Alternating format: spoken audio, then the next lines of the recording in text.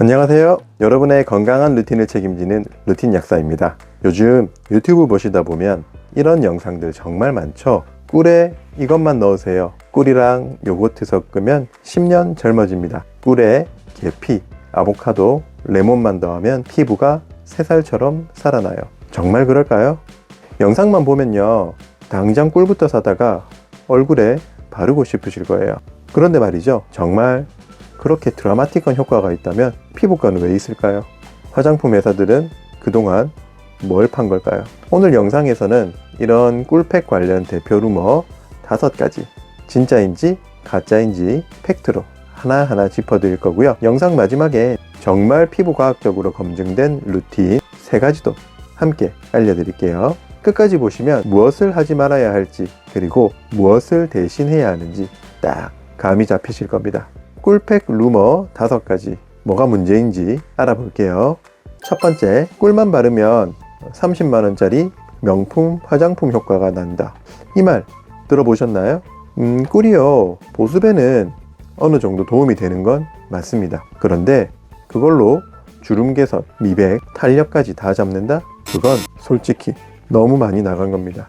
기능성 화장품에 들어가는 성분들 괜히 있는 게 아니거든요. 제가 아는 약사님 중에도 화장품 회사에서 연구하는 분이 계신데, 그분 말로는 약사 면허 따고 석사, 박사까지 받은 사람들이 하루 종일 1년 12달 피부에 좋은 성분 연구하고 조합하고 만들고 있다고 하더라고요. 그렇게 만들어진 고기능 제품들을 꿀 하나로 대신한다? 좀 많이 과장된 이야기입니다. 두 번째, 꿀은 천연 항산화제라서 노화를 막는다. 꿀 안에 항산화 성분이 들어있는 건 맞습니다. 플라보노이드나 폴리페놀 같은 성분들이 들어있어서 몸속 활성산소를 줄이는데 도움이 될 수는 있어요. 다만 먹었을 때 말이죠. 문제는 피부에 바른다고 이게 그대로 흡수가 될까요?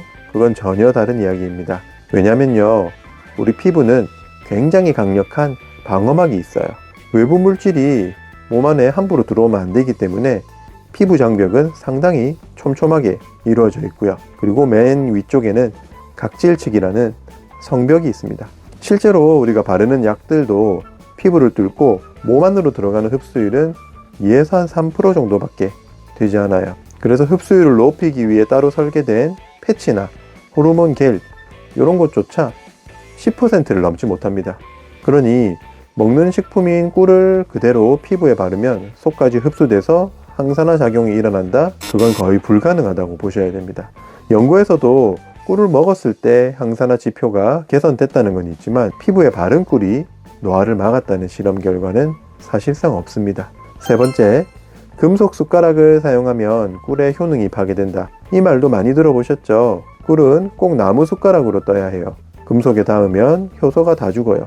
왠지 말만 들으면 그럴듯하죠. 그런데 여러분, 이건 사실과 다릅니다. 꿀은 기본적으로 산성이기 때문에 금속이랑 아주 오래 닿아 있으면 녹슬거나 부식될 가능성이 있어요. 물론 맞습니다. 그런데 그건 꿀을 금속통에 몇 날 며칠, 몇 달 동안 담아둘 때 이야기입니다. 우리가 한 숟갈 퍼서 얼굴에 바르거나 차에 타 마시는 정도는 효능이 파괴될 일이 없습니다. 그리고 더 확실한 증거가 있어요. 꿀은요, 처음부터 스테인리스 금속 기계로 짜고 걸러서 병에 담깁니다. 즉, 꿀은 유통 과정에서 이미 금속과 수차례 접촉을 한다는 이야기예요. 그러면 이미 그 과정에서 효소가 다 망가졌어야 되겠죠. 그런데 실제로 꿀 안에는 효소, 미네랄, 항산화 성분이 다 있습니다. 즉, 금속 접촉이 만약에 진짜 문제라면 꿀이란 건 애초에 상품화될 수가 없는 거예요. 오히려 나무 숟가락을 쓰시는 게 더 위험할 수 있습니다. 나무는 미세한 구멍이 많아서 꿀 같은 끈적한 물질이 잘 스며들고요. 한번 묻으면 세균이나 곰팡이가 쉽게 자랄 수 있어요. 또 우리가 흔히 하는 열탕 소독도 불가능하죠. 그래서 위생적인 측면에서는 오히려 스테인리스 숟가락이 더 낫다고 볼 수 있습니다. 깨끗하게 씻을 수 있고 열탕 소독도 되니까요. 결론은 금속 숟가락을 쓰면 꿀이 망가진다는 이야기는 과학적으로 증명되지 않은 허위 사실입니다.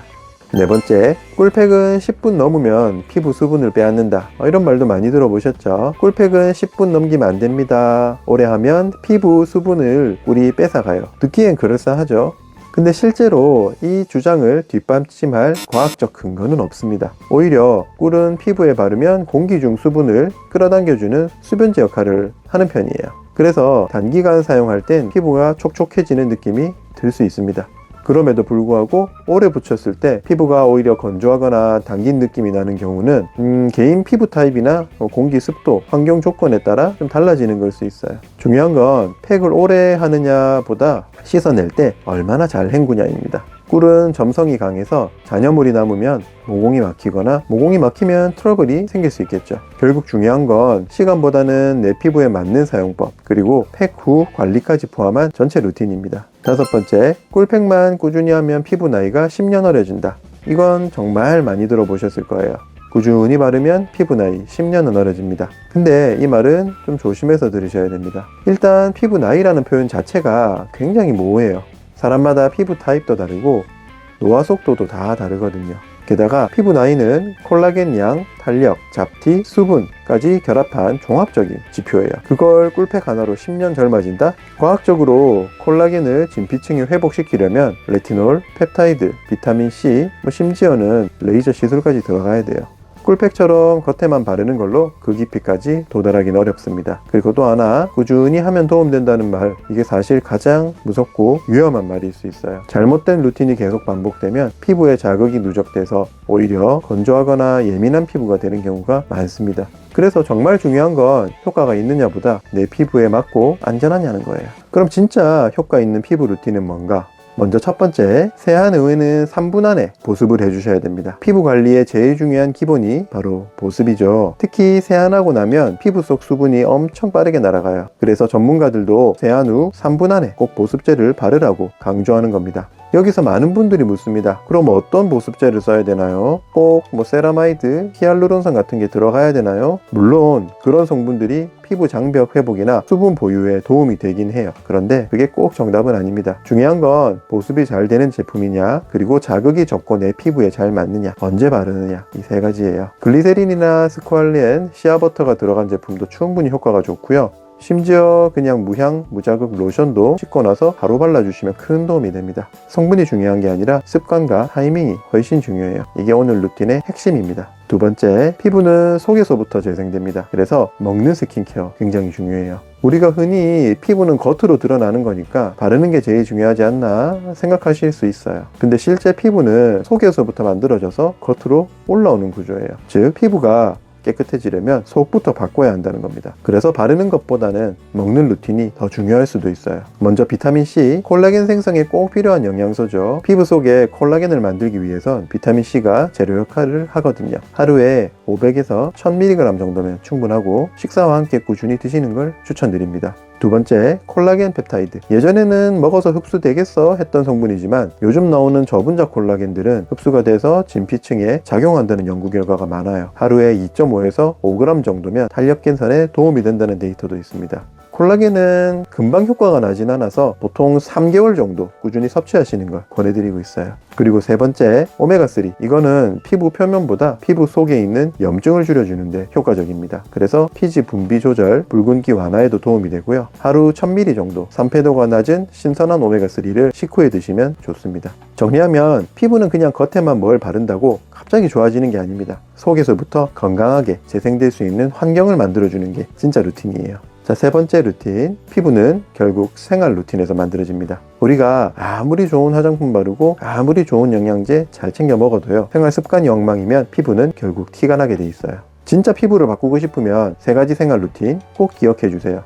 첫 번째, 자외선 차단제. 요거는 야외 활동을 하신다면 365일 매일 바르셔야 됩니다. 흐린 날도 실내 상관없고요. 자외선 A는 유리도 뚫고 구름도 뚫고 피부 진피까지 도달합니다. 이 자외선이 피부에 오래 닿으면 피부를 늙게 만드는 1등 원인이 됩니다. 광노화라는 말 들어보셨죠? 괜히 있는 말이 아니에요. 두 번째, 잠입니다. 피부는 자는 동안 회복됩니다. 특히 밤 10시부터 새벽 2시까지는 피부 재생 호르몬이 활발히 나오는 시간대예요. 이때 푹 주무시면 자연스럽게 피부톤도 밝아지고 트러블도 덜 생깁니다. 그리고 하루에 최소 6시간에서 7시간 이상은 꼭 주무셔 주셔야 됩니다. 마지막으로 세 번째, 당 줄이기. 단 걸 많이 드시면 당화작용이라고 해서 몸속의 단백질, 특히 콜라겐이 딱딱하게 굳어버립니다. 쉽게 말해 피부 탄력이 떨어지고 주름이 잘 생기는 피부가 된다는 거예요. 사탕, 빵, 달달한 음료, 술 줄이기만 해도 피부가 훨씬 깨끗해진 걸 느끼실 수 있어요.